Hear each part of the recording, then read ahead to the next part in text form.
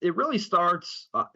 I guess you can say it never ends, but I mean, it's an ongoing process. It's something that's always fluid, and I think the one thing that you learn in our league is that it's long and it's really a battle of attrition. So I think, and I've learned this over the years. Every team and every fan of a team will look at a roster and say, well, we need a wideout, we need a lineman, we need a linebacker, and what have you. And that's certainly true with every team, and it's something that you do factor in. But you also realize that when you start week one, like we did against Detroit, you say in your mind as a GM that the starting lineup will look completely different by the time you get to the end of the season. And it's not a question of if you will lose players, but just when. And so I think that helps you stay disciplined to the approach, and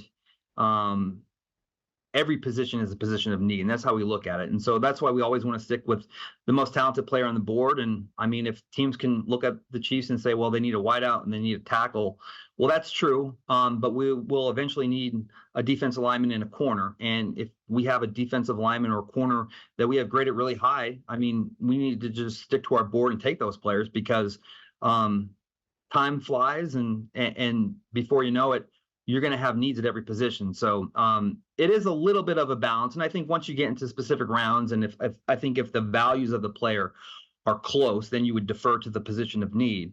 But if the values are different, you may not think you absolutely need that position. But if the values are extremely different, I think you just go with the player.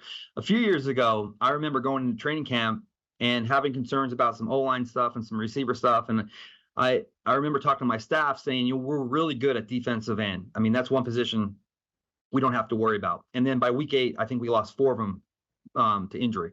So that's just an example of, thinking you're good at a position, and within a month or two, having that position be completely depleted. So it's one of those things that I think as a GM, you keep in the back of your mind that you're going to need all these players at some point.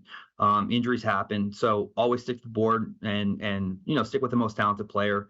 And that's, we spend a ton of time on this board, and hundreds of names on the board, and just kind of work and stack and tear them. And we tweak that process all the way up into the draft. And it's something that we'll continue to do today and the rest of the week and until we get to Thursday.